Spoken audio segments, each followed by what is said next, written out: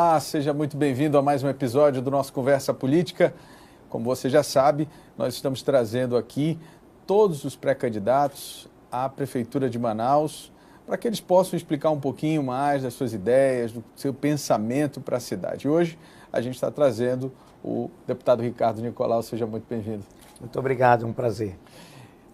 Deputado, a gente estava aqui na nossa pesquisa pré-entrevista e eu percebi que você tem uma carreira, na verdade, dentro da política, né? Você tem aí, pelo menos, acho que 5 mandatos de deputado estadual. 5 estadual e um de vereador. E um de vereador. E a minha pergunta é essa foi uma escolha de vida para o senhor?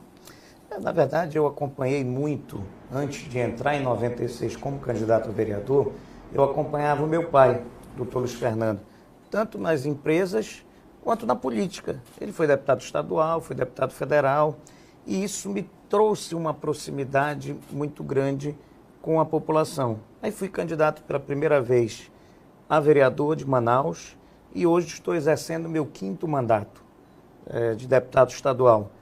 Então isso foi construído ao longo do tempo e graças a Deus, graças à população da cidade de Manaus e do estado do Amazonas, eu estou exercendo a minha função pelo 5º mandato. Mas o que eu quero dizer é o seguinte, o Ricardo Nicolau se vê fazendo outra coisa, eu falo da pessoa, né? Porque às vezes a gente é meio que empurrado pelo movimento da vida, né? Mas assim, eu quero saber você como pessoa. Olha, Álvaro, eu lhe digo que eu já estava com uma predisposição muito grande de deixar a política. Porque a política, ela trouxe para mim alguns descontentamentos. Eu sempre digo que eu fiz 100% do que eu podia fazer, mas não fiz sequer 1% do que eu tinha desejo em fazer, das necessidades da população. E eu, ao longo da minha trajetória, eu sempre fui muito acostumado na iniciativa privada. Na iniciativa privada, a gente tem meta, resultado, planejamento. A gente sabe aonde quer chegar, como vai chegar e qual o resultado que precisa ser alcançado. E a política, ela não funciona muito assim. Então, a política te deixa, muitas vezes, e o parlamento, principalmente o parlamento, deixa você amarrado, você quer fazer, quer realizar e a estrutura não deixa. Porque o parlamentar, ele vai legislar, ele vai fiscalizar, ele vai indicar, mas ele não tem o poder de fazer, de executar. E isso me incomoda, né? Isso me incomoda muito na política. E foi daí que surgiu, e desde lá a gente vem amadurecendo essa proposta, eu venho estudando muito, venho conhecendo muito, conversando com as pessoas, surgiu o desejo e a ideia de construir uma candidatura majoritária, construir uma candidatura no Executivo, porque ele tem, sim, a função de fazer, de realizar, né? De pegar o serviço público, melhorar e a população sentir na ponta. É você mexer com a infraestrutura da cidade, com o asfalto da cidade, é você fazer obras, é você cuidar das pessoas.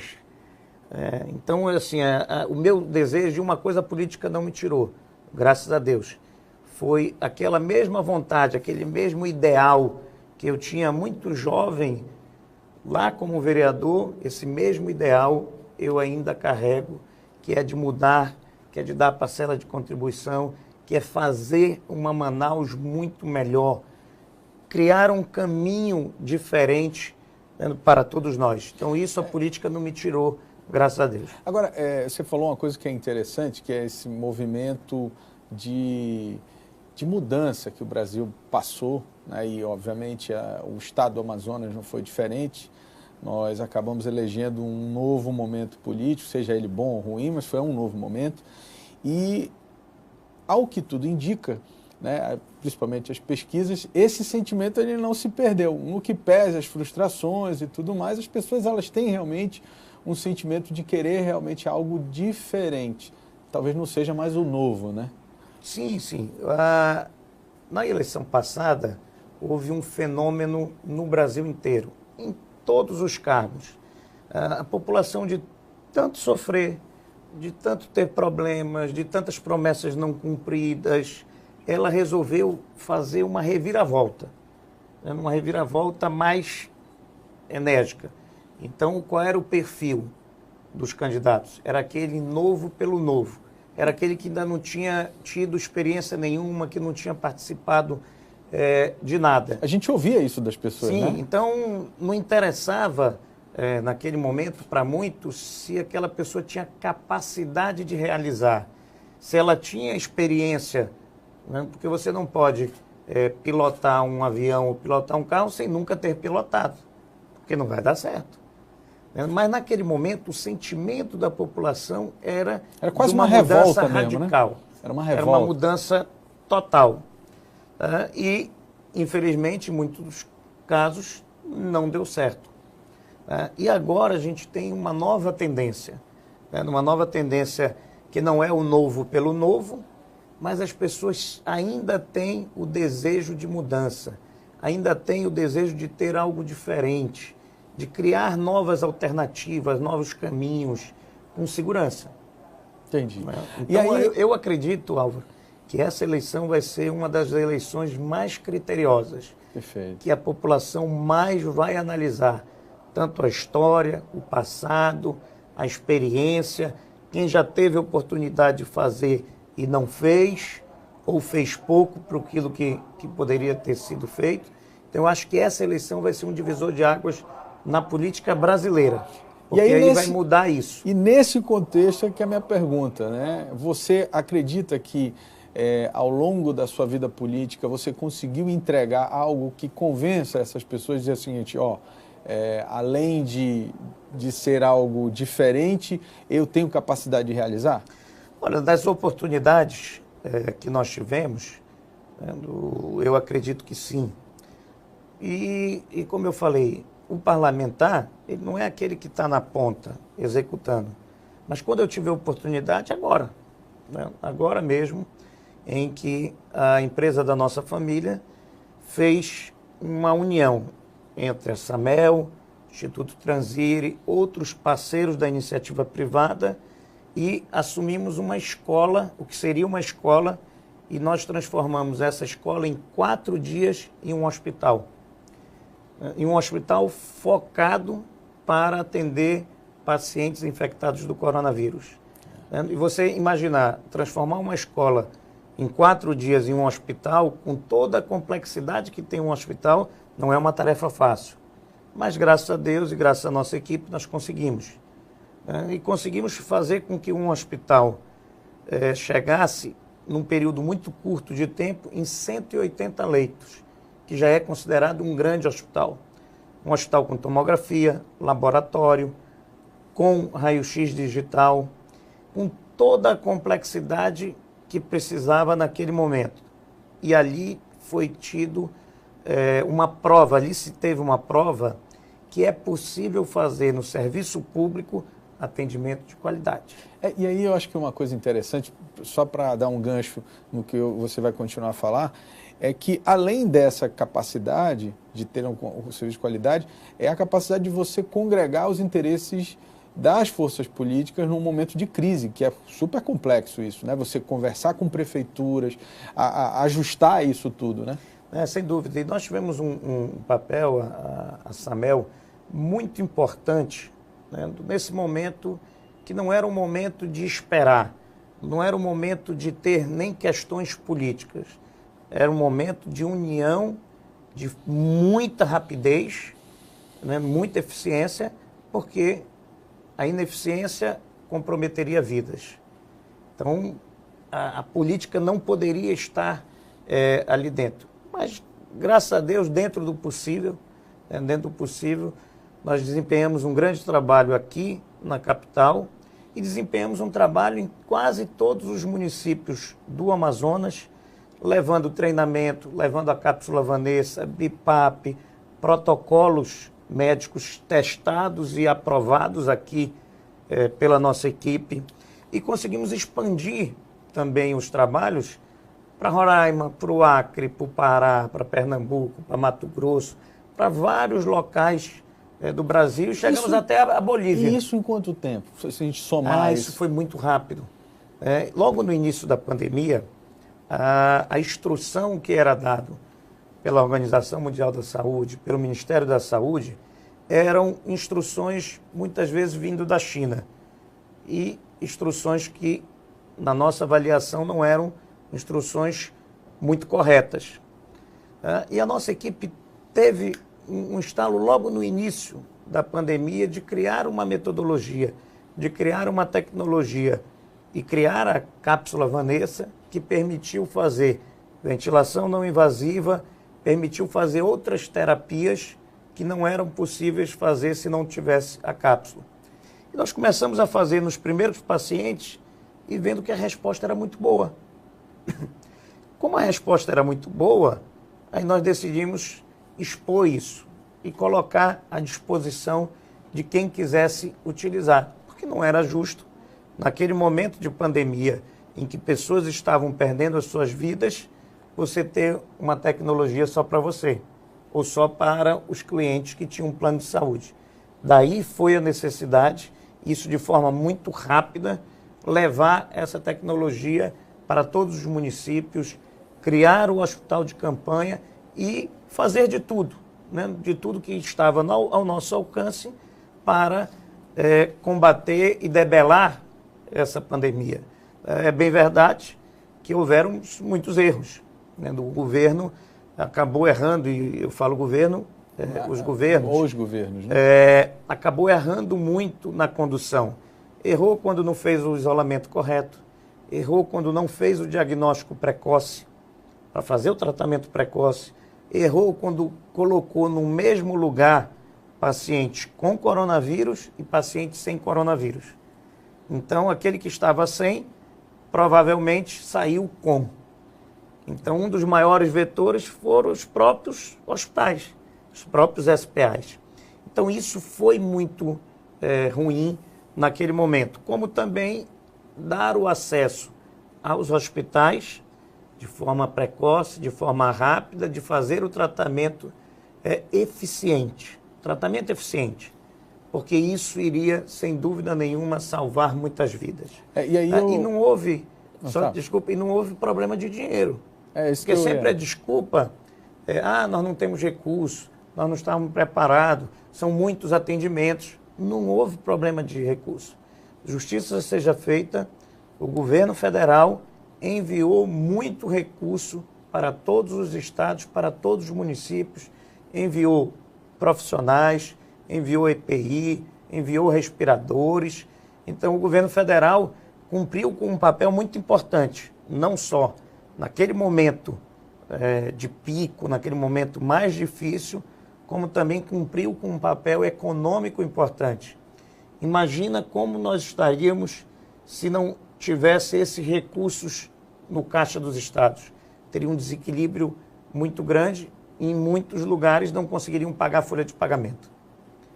Então, houve esse investimento. O auxílio emergencial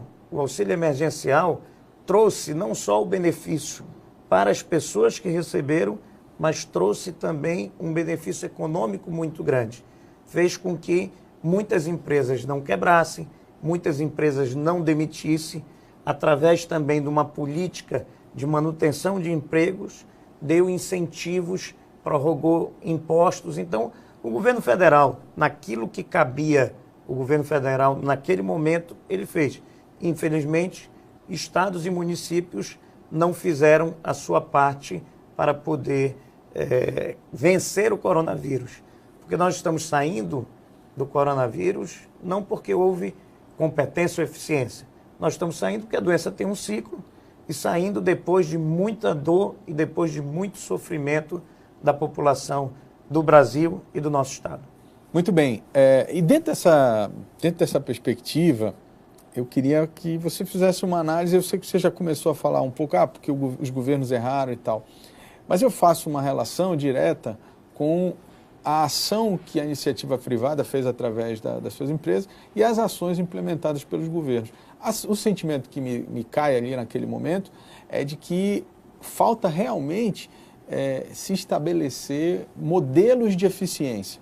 Porque o Estado, ainda que seja maior do que uma empresa, ele tem muito mais capacidade financeira e de pessoal, né? O que me parece falta é organização mesmo, é isso? Essa é a visão que você tem técnica do problema? A pandemia, ela demonstrou claramente isso.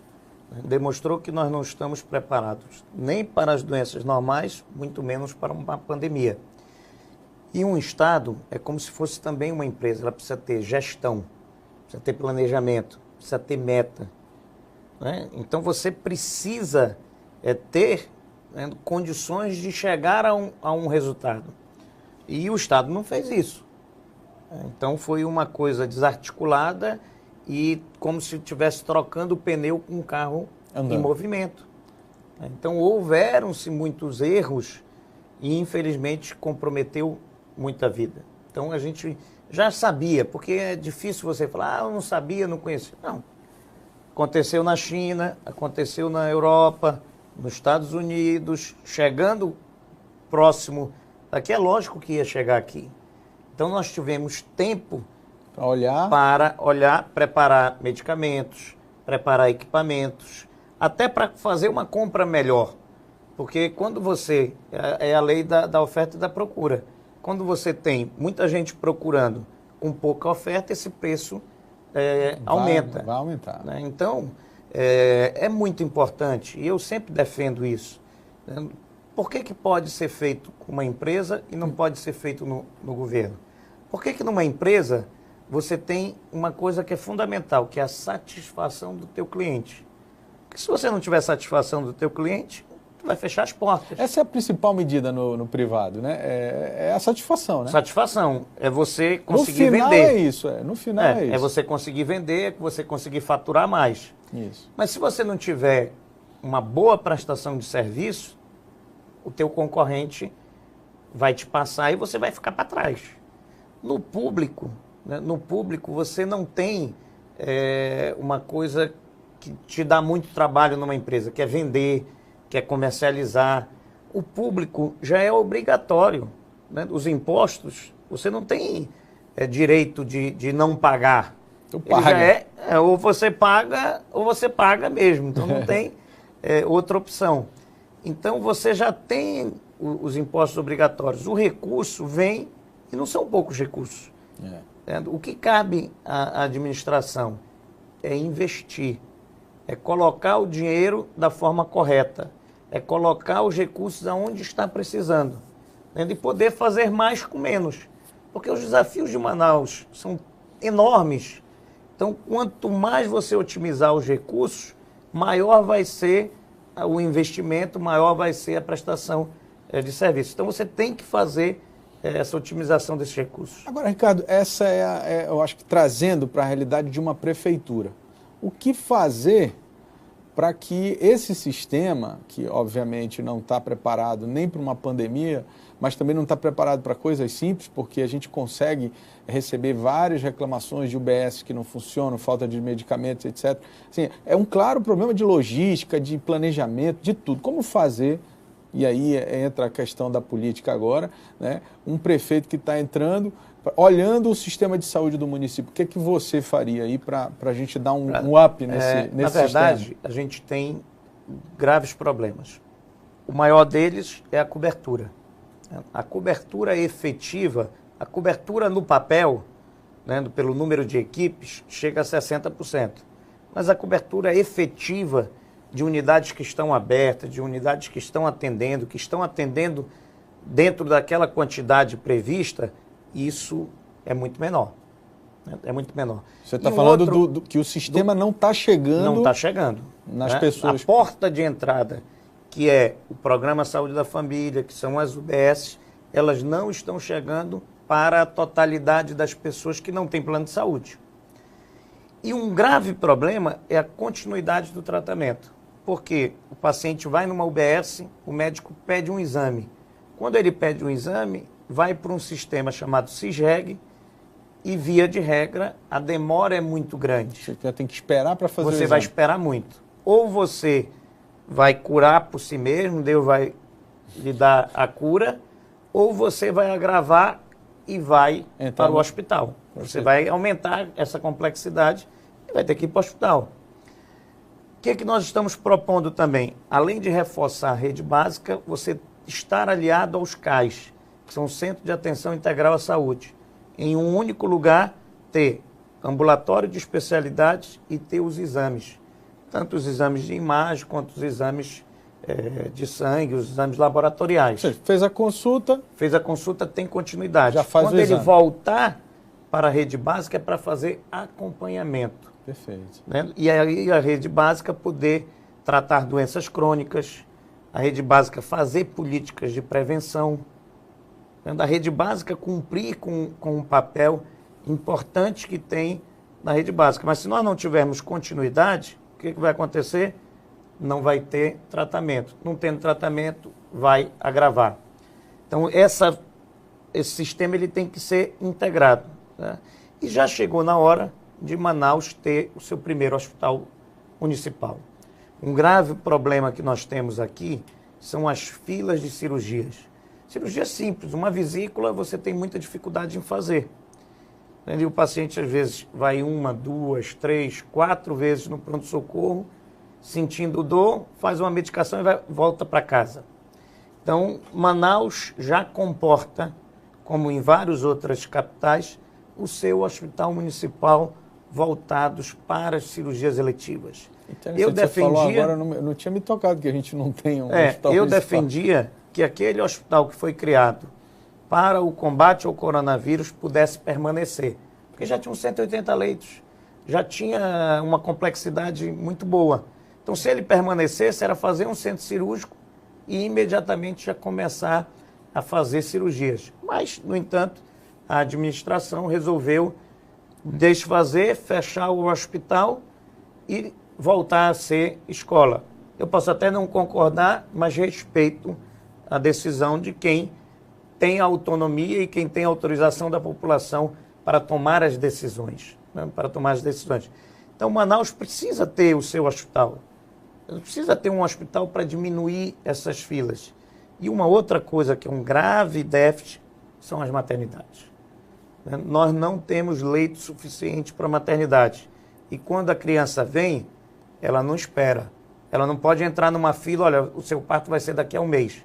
Então, quando chega na hora, vem de qualquer maneira. Exatamente. E muitas vezes passa do tempo de ter o parto, aí já vem complicações para a criança.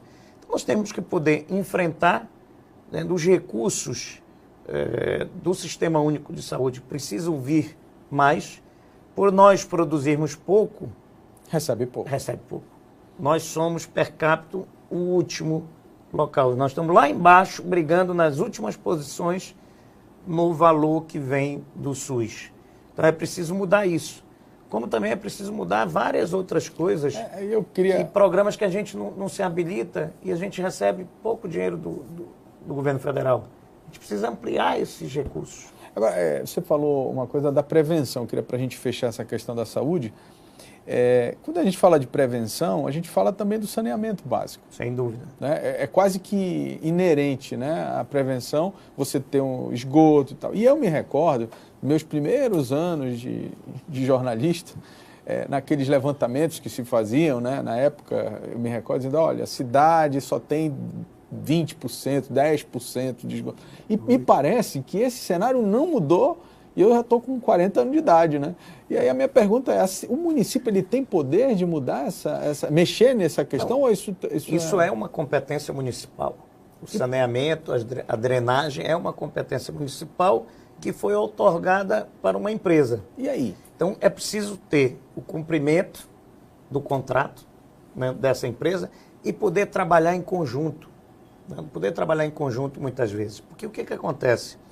O que nós temos hoje de saneamento é aquilo que se tinha muitos anos atrás, na época dos ingleses, ali pelo centro, e da iniciativa privada que é obrigado a fazer. Só faz por obrigação, né? É obrigado a fazer estação de tratamento, etc.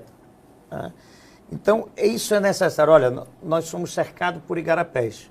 Eu não conheço um igarapé limpo, que não esteja poluído. Todos são poluídos. E tem condições de mudar essa realidade? Acredito que sim. Então, você tem uma linha de crédito importante para saneamento. Você pode usar esse grande apelo de estar na Amazônia, né, para defender o meio ambiente, porque o estrangeiro, ele quer que nós estejamos intactos, com os rios todos bonitos, a floresta... Pô. É assim que eles nos veem, né? A gente mas não pode tocar na floresta. Por outro lado, a gente não vai até eles mostrar as nossas fragilidades e buscar recursos.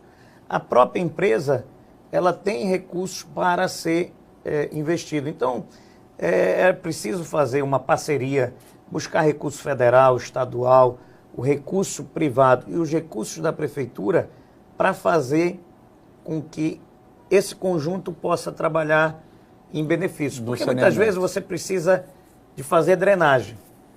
Na hora que você está cavando para fazer a drenagem, por que não chamar a empresa e falar, olha, vamos trabalhar em conjunto, vamos até compartilhar os gastos e aonde eu vou passar a drenagem, você já passa o esgoto. Até porque depois não ter que cavar de novo e o asfalto se perder. Que é um outro problema que se tem por aí. Sim, né? Então, se trabalhar em conjunto, e aí quando você começar a ter o saneamento, coletar esses dejetos e tratar, automaticamente os igarapés vão passando por um processo de despoluição. Perfeito. E eles estando despoluídos, nós vamos ter até, você tem lugares que é esgoto a céu aberto. Sim. Você sente um cheiro muito forte. Né? E que muitas vezes as pessoas até se acostumam. Sim. E não sentem mais Moram esse ali, cheiro. né? Moram ali. Eles não sentem mais. Então a gente precisa mudar. Nós estamos em 2020. É um absurdo. Né? Nós já temos tecnologia, temos condições de fazer com que nós possamos não viver no século passado. Não, e se você fosse somar só os recursos destinados a isso ao longo desses 20 anos, daria para ter feito muita coisa, né? E que não foi feito. Agora, você falou de cumprimento de contrato. Eu queria pegar esse gancho para falar um pouco do transporte coletivo, porque isso é uma coisa que todo santo dia nós recebemos aqui reclamação. É ônibus quebrado, ônibus velho, ônibus isso, ônibus aquilo, sistema não funciona e tal. E há um desgaste também muito grande em relação a esse tema, porque ele é recorrente, eu acho que pelo menos nas últimas 5 ou 6 eleições, ele é das pautas principais, né? É porque não foram resolvidos, né? É, exatamente. O dia que você tem um tema que é resolvido, ele passa a não ser mais tema de eleição. E assim, para mim está muito claro, a gente não vai discutir isso aqui, não se resolve porque não quer. Né? Porque o sistema, se não fosse lucrativo, nenhuma empresa estaria operando tanto tempo. Aliás, as mesmas empresas operam há tanto tempo. A minha pergunta para um candidato a prefeito é o seguinte: o prefeito, salvo engano, está querendo renovar por mais 10 anos, está a vias de renovar esse contrato. Alguns já até fez. Pois é, e aí? O que fazer diante de um cenário desse para alguém que vai ter que assumir por 4 anos a cidade? Eu sou defensor do cumprimento de contratos. O contrato ele tem que ser cumprido, desde que tenha sido feito de forma correta, desde que a outra parte cumpra. Porque nós temos no contrato de concessão renovação de frota. Perfeito. Se ele não cumpre isso, você já não é obrigado a manter aquele contrato. Porque um contrato tem que ambas as partes cumprirem. Então é preciso fazer uma revisão de todo o sistema de transporte. Não dá mais para o município ter que investir milhões e milhões de reais, já foram mais de 200 milhões nos últimos anos, em subsídio para o privado. Exato. Então, tirar... Incentivo de ICMS, tem várias coisas que foram feitas. E recursos mesmo, tem folha de pagamento que só é paga porque tem um recurso da prefeitura. Perfeito. Então, a empresa privada, ela precisa fazer com que ela seja eficiente e lucrativa e preste um bom serviço. Eu não defendo... Serviço esse que não é prestado. Eu também não defendo, digamos assim, a sangria de uma empresa. Eu acho que a empresa ela entra no sistema para lucrar. Mas eu acho que isso tem que ser feito de uma forma transparente, mas que a gente consiga ver um resultado efetivo. Porque, assim, o meu sentimento é de que, na verdade, nunca houve cobrança. Sim, eu acho que tem que ter eficiência. Muitas vezes você fala, vamos trocar os ônibus. Na cabeça do empresário, fala, não, eu vou ter que ter um investimento muito grande. E ele não pensa, primeiro, na satisfação do cliente dele. Ele não pensa que o transtorno que ele traz quando quebra e quebra todo dia vários ônibus. É trânsito que... Ele não pensa no consumo de combustível de uma frota velha. De uma frota velha, o consumo de manutenção, que isso aqui representa uma das maiores partes do valor da tarifa. Pessoal, combustível, manutenção. E manutenção. Então, se ele tiver um ônibus de melhor qualidade, ele vai ter um custo melhor. Você já tem ônibus modernos, que são híbridos, você já tem ônibus elétrico. Então, modernizar a frota quer dizer também manutenção do valor da tarifa, porque você diminui os custos. Então, o poder público, que é o poder concedente, ele tem que saber fiscalizar, né, e ele tem que saber cobrar. Mas você vai fiscalizar se você for prefeito? No primeiro dia. Né, no cumprimento das metas de que foi acordado, no primeiro dia tem que ser acordado. Porque se o empresário não quer cumprir, que ele dê a vaga para outro fazer. Então, nós temos que ter um transporte coletivo de qualidade. Quem não quiser e não estiver disposto a cumprir com isso, que ele pegue o seu banquinho e saia de Manaus. Porque todos os empresários são empresários de fora. Sim. Essas empresas não são empresas amazonenses, não são empresas daqui. Então, quem não quiser trabalhar e prestar um bom serviço,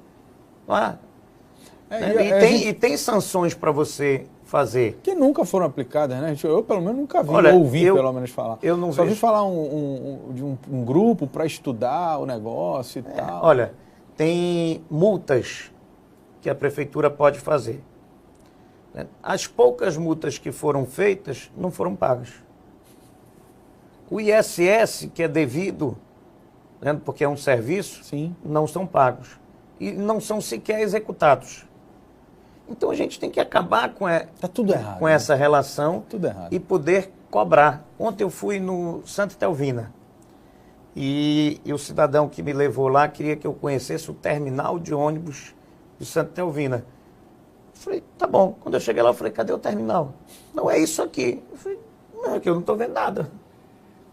E aí veio uma moça, uma cobradora, que chegou para mim e falou, olha, esse aqui ainda é um dos melhores. Então, você tem que ter condições. Né? O passageiro vai num bairro, não tem sequer uma parada de ônibus decente, né? Decente para ele esperar. Né? Sem contar a falta de segurança nos coletivos. Então, trânsito e transporte, porque uma coisa funciona atrelada à outra. Se você tiver um trânsito parado, o transporte não vai andar. E aí a gente ouve muita gente falando em metrô de superfície, fazer viaduto, fazer aquilo outro. O sentimento que eu tenho, pelo menos eu acho que o bom empresário pensa assim, se a gente não faz nem o básico direito, exatamente, aí você quer ficar montando estruturas que são muito mais dispendiosas, né? Eu acho que a gente tem que ter um planejamento de curto prazo, de médio e longo prazo. Tá? Como você falou, a gente não sincroniza os sinais. A gente não coloca o sinal inteligente, não faz direitas livres, não faz recuo para você dobrar. Você tem vias que de uma hora para outra, elas estão em duas vias, ela passa para 1,5 e para tudo. Você não faz uma fiscalização de trânsito correta. Então, as pequenas coisas, elas muitas vezes geram grandes resultados. Então, você tem que fazer as pequenas, as médias e as grandes. E na sequência, né? Lógico. Na sequência. E às vezes você quer fazer umas propostas mirabolantes que elas não são viáveis. Falar, o metrô de superfície. Eu estudei o projeto antigo do metrô de superfície que tinha. Naquela rota que ele iria fazer, primeiro que o custo da tarifa era altíssimo.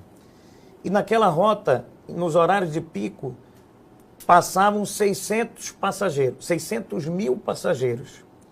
O projeto do metrô era para 200 mil. Já ia dar problema. Então, você ia ter metrô de superfície em cima e ônibus andando embaixo.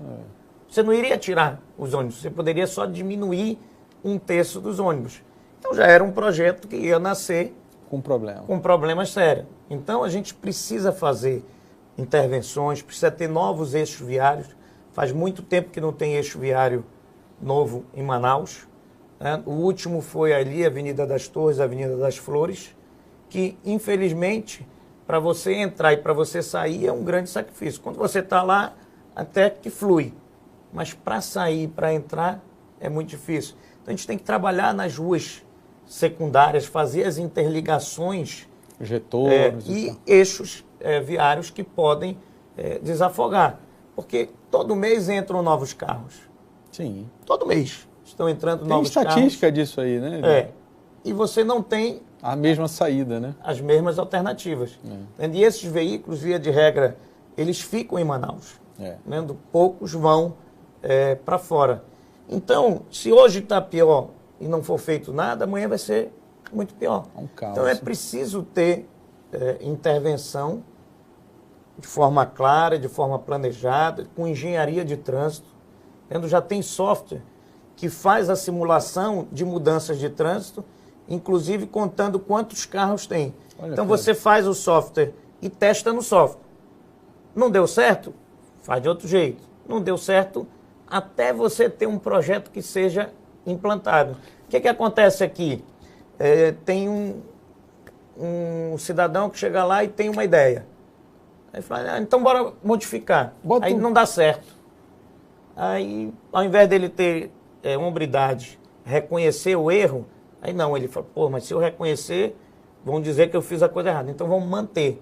Aí mantém o que está errado, só por uma questão de ego, né? De ego pessoal. Então a gente precisa trazer a engenharia, as boas práticas e poder fazer com que o trânsito melhore. Com medidas simples, nós vamos melhorar em 30%, melhorar em 20%, mas elas precisam ser executadas. Então, algumas medidas, se Deus assim nos permitir, elas têm que ser feitas no mesmo dia. No dia seguinte que você tomar posse, já começar a agir. Não dá mais para esperar 4 anos para ver ações de governo. Né? E 4 anos passa rápido. Então você tem que aproveitar cada centavo, você tem que aproveitar cada minuto para fazer uma transformação na cidade e criar um caminho diferente para todos nós. Agora, Nicolau, eu queria falar um pouquinho sobre economia. Eu sou um cara muito incomodado com essa dependência que a gente tem da Zona Franca. Não, obviamente, que jamais vou aqui... Graças a Deus que tem ela, né? Exatamente, né? Assim, a gente vive em função e tal, mas assim, essa coisa de ficar 100% dependente de um único modelo, tendo tantas potencialidades, isso me incomoda um pouco. Acho que incomoda a todos nós e, infelizmente, a gente vê muito projetos no papel ou nos discursos. Muitas ideias mirabolantes, né? Que não saem do papel. O que acontece? A Zona Franca de Manaus, ela, para a gente, é a mola propulsora da nossa economia. Então, graças a Deus que tem a Zona Franca. Há anos atrás, há muitos anos atrás, a gente buscava um equilíbrio. Produzia no distrito, mandava para o mercado consumidor, porque aqui fica só 1,5%, mandava para o Brasil todos os nossos produtos, como ainda manda, e importávamos todos os nossos produtos. Né? Naquela época, na quantidade de pessoas que tinha, até tinha um certo equilíbrio. Hoje não mais. Então a gente precisa inverter isso. A gente precisa melhorar, incentivar as cadeias produtivas de muitos produtos que nós consumimos. Exemplo. Né? Por exemplo, assim. Alimentos. Né? Alimentos é uma característica. Às vezes, higiene pessoal. Você falou de alimento, queria fazer só um gancho. Outro dia eu estava numa peixaria, fui no Tambaqui, eu perguntei, o cara disse, não, a gente traz de Boa Vista. Boa Vista, traz de Rondônia. O maior produtor, o maior consumo que nós temos aqui é de Porto Velho. Pois é, eu não consegui entender por que a gente não consegue. Né? Ainda tem aquela velha história que o cheiro verde vem de fora. Pois né? é. Farinha, né? Parece que também... A farinha vem do Acre, a fécula de mandioca. Todo dia, né, é um costume do amazonense comer a tapioquinha. Tapioquinha. Essa fécula de mandioca não vem daqui. Pode pegar a fécula de mandioca, ela vem, salvo engano, de Curitiba. Olha só. Do Paraná. Uma coisa que é nossa, da nossa cultura. Então, se a gente for num supermercado e ver da onde foi produzido, né, mais de 90% tudo foi produzido fora. E isso é muito forte, né? Se a gente pudesse aproveitar, né? Sem dúvida. Fora isso, é a gente criar as alternativas econômicas viáveis. Manaus tem tem um foco para o turismo? Tem. Nós temos belezas naturais, temos a floresta, temos uma cidade hospitaleira, mas você não pode fazer uma política de turismo se você não tiver infraestrutura, se você não tiver as pessoas preparadas. Então, o turismo pode ser um grande vetor da economia? Pode, desde que tenha preparo, desde que o governo tenha uma estratégia para isso. Você tem polos de cosmético, polos de remédio. Você pode fazer com que Manaus seja aqui o Vale do Silício brasileiro. Nós temos muitos recursos de pesquisa e desenvolvimento. Isso, da Suframa ali, né? Da Suframa, que pode fazer com que aqui seja que tenha um grande mercado nessa indústria 4.0. Esses recursos também, como os recursos do INPA, os recursos do Centro de Biotecnologia da Amazônia, também criar produtos amazônicos, produzir em escala e poder mandar para o restante do país. Acho que um grande desafio é você poder gerar emprego. E uma outra coisa que cabe diretamente aos governos é não atrapalhar. Porque muitas vezes o cara vem, do empresário vem para empreender e a burocracia é tão grande que ele desiste. E aí tem comitê de desburocratização, que reúne-se lá e não sai do lugar. Então nós vamos defender para que no primeiro dia tenha um decreto que impõe ao servidor, impõe às secretarias que têm essa responsabilidade de em 30 dias... Prazo. Que prazo? Você tem 30 dias para se manifestar. Se a prefeitura não se manifestar, o empresário está automaticamente autorizado com uma licença provisória a operar. Para poder construir, para poder fazer, para gerar emprego. E aí inverte. Não pode também depois a prefeitura chegar lá e embargar. Aí ele vai ter que abrir prazos, ele vai ter que se adequar ao empreendimento. Funcionando. A não ser que seja diagnosticado uma fraude. Sim, claro. O cidadão pediu crime, autorização, né, para fazer um supermercado e tinha um posto de gasolina. Então, que haja um crime. Ou então pediu para fazer algo com 500 metros quadrados, chegou lá, tinha 5.000 metros quadrados. Mas se não houver fraude, esse cidadão está automaticamente autorizado a fazer. Porque o que acontece? O cara gasta um valor absurdo com empresas que fazem essa intermediação. Você passa, às vezes, anos tentando ter toda a liberação e muitas vezes a pessoa desiste, vai para um outro estado, vai para uma outra cidade. Então, o Estado e a Prefeitura, elas têm que... Qual seria a função? Era de incentivar. Mas, pelo menos, não atrapalhar já é um grande negócio. Já dá um grande apoio. A gente está caminhando aqui para o final da nossa entrevista, e aí eu queria que você comentasse um pouco esse cenário político que a gente vive hoje, né? Eu vejo muito claramente duas coisas. A primeira, a demonização da figura do político. O político não presta, é bandido, não importa se você é novo, velho, ou se você está dizendo que vai ser político. Se você diz, parece que as pessoas, de uma hora para outra, vira, né? Você já não presta. E a segunda coisa é essa intolerância entre os discursos, né? Você tem, obviamente, os lados, sempre teve, política sempre foi assim. Sim. Mas eu vejo que hoje a gente está vivendo um momento de muita intolerância com os discursos. Não há um respeito, né? Sim, a liberdade de expressão.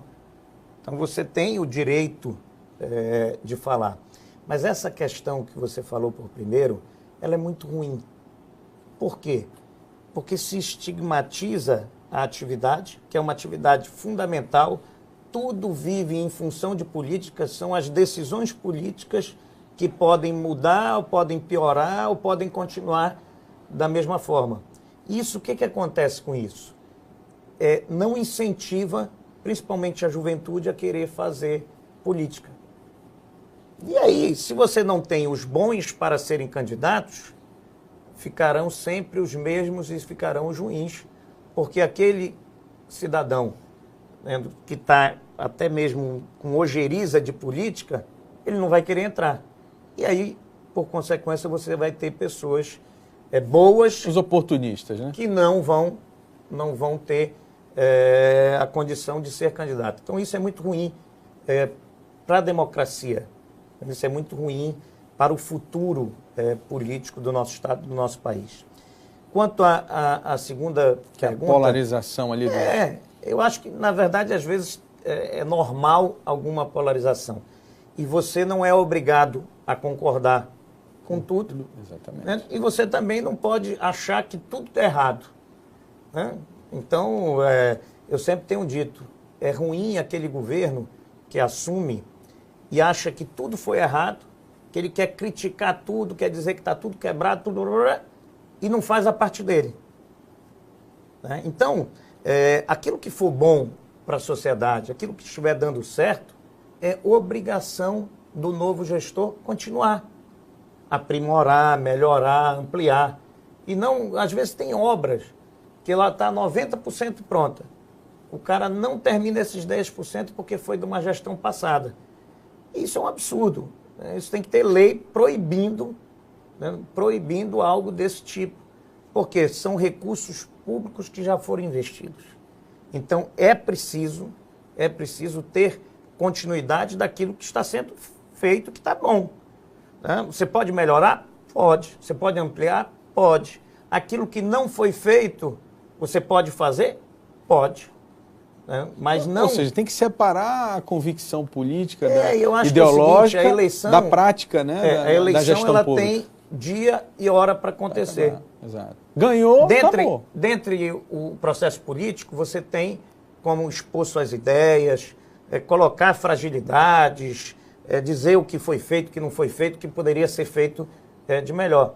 Mas à medida que acabou a eleição, passa para um segundo passo que é o mais importante, que é de colocar em prática. A gestão. Né? É a gestão, é colocar para funcionar. E aí não cabe vaidades. Aí tem que buscar a união. Você tem que ir lá bater no governo federal, né, e demonstrar ao governo federal que o Amazonas, Manaus, está sendo até mesmo injustiçada com os recursos para trazer mais recursos. Você tem que ir no Congresso Nacional com todos os senadores, com todos os deputados federais, com os ministros, pedir ajuda para a cidade. Você tem que ir no governo estadual, nas secretarias, pedir, na medida do possível, alguma integração para poder fazer mais, fazer melhor e otimizar os recursos. Porque às vezes quando você faz uma parceria, o que você iria gastar 10, você pode gastar 5 e atingir o mesmo objetivo. Perfeito. Então a gente não pode mais ter essa questão dessa política tão baixa e pesada, que são políticas de pessoas.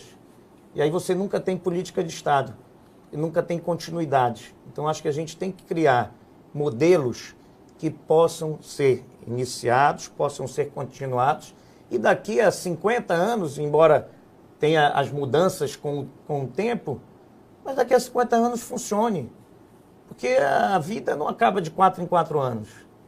Você não recomeça tudo de 4 em 4 anos.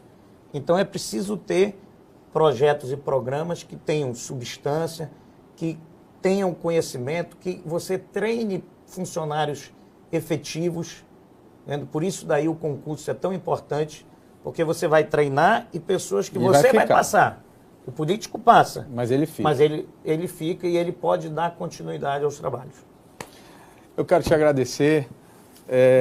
Antes de mais nada, desejar sorte nessa empreitada e esperar que, se eleito, você consiga fazer o melhor pela nossa cidade. Eu acho que isso é o que todos nós desejamos. Acreditamos muito nesse momento novo da política, de mudanças, de renovações, de novas ideias, novas cabeças. Eu acho que as cidades, o país estava precisando um pouco disso, né? E a gente acredita que essas novas propostas elas podem realmente trazer um benefício para a cidade. Eu que agradeço a oportunidade, até usando aqui o seu canal, poder dizer às pessoas que queiram entrar em contato conosco, que usem as nossas redes sociais, @Ricardo Nicolau. Muito obrigado pela oportunidade. Acho também que o Brasil e Manaus precisa, né, de novos caminhos diferentes, mas caminhos que sejam sólidos, né? Propostas que sejam sólidas e que você saiba qual é a ideia, da onde vai sair, como você vai fazer, em que tempo isso vai ser possível. Então, é profissionalizar o serviço público. Eu acredito que nós vamos ter um futuro muito melhor. Muito obrigado pela oportunidade.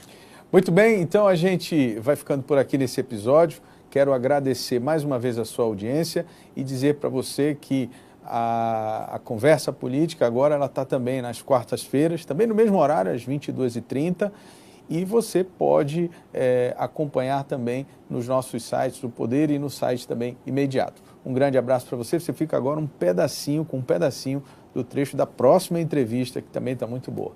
Até lá. Agora, Alcine, você apareceu, digamos assim, não nos 45 do segundo tempo, porque ainda tem a convenção, mas você já apareceu no segundo tempo desse processo, né? Como é que foi isso? Conta pra gente. Então, uma questão, assim, para mim é muito importante esclarecer. Você trabalhou, digamos assim, com muito afinco, né, nessas movimentações do ex-governador Amazonino Mendes. Então, não é através de briga, nem de confusão, nem de ruptura, Não, é simplesmente projetos diferentes e que caminham por estradas diferentes. Eu acho que só o que está faltando é fiscalização